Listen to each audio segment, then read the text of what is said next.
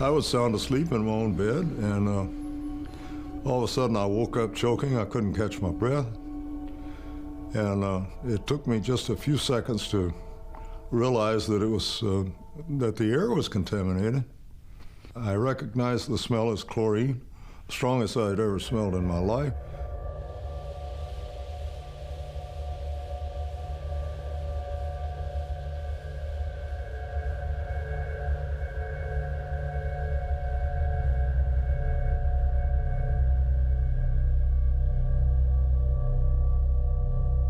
It was a very sickening smell.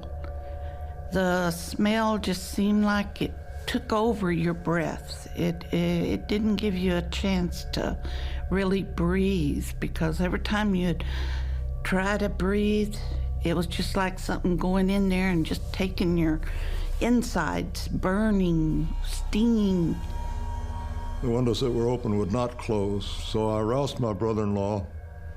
We stuffed them full of sofa cushions, dirty clothes, whatever we could find. And still didn't do much good, but we tried.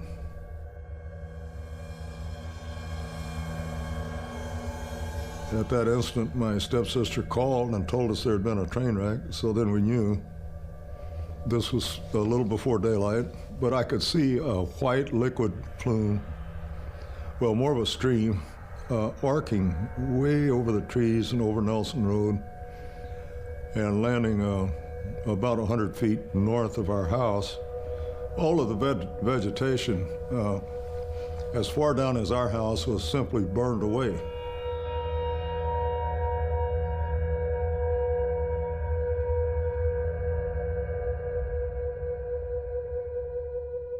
It had been raining for a week. We had no option of driving out through the fields. It was so muddy that it would at least take a four-wheel drive vehicle to traverse that plowed ground. We didn't have one. I have a little office building not far from the house that is completely sealed. I thought if we could make that building, we would have a few hours. Another option, I had a tank of oxygen in the garage. That could also sustain us for a few hours. I reached in my pocket and got my keys, and they were just a glob of green corrosion. There's no chance of opening the door. My next shot was to get that oxygen out of the shop. Same thing, no key would fit any lock.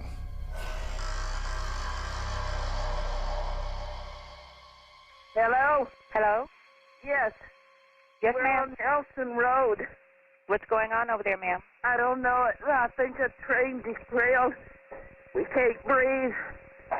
Oh, we have someone en route to you, ma'am. Are you in the house? Yes. You need to get out of the house, ma'am, if you can't breathe. I can't breathe. You need to get out of the house, ma'am. Our next option was to go down and see what the situation looked like down at the road crossing. Well, we drove down all the way up to the tracks, what was left of the tracks. Still couldn't see, and there was this terrific fog. I go up, walk up as far as I can. I see a locomotive laying on its side right across the middle of the street.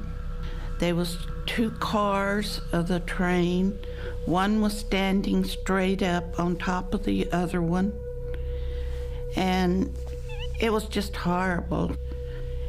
There was no way that we could get it through the road because of the train.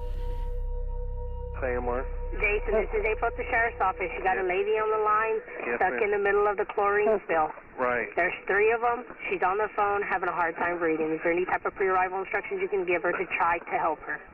We have an officer trying to get to them, but due to the chlorine, No, everybody... we're not sending anybody in there right now. Ma'am, can you get away from the train? We have people in the area that are trying to help you, but you just need to try to get away from that train as far as you can.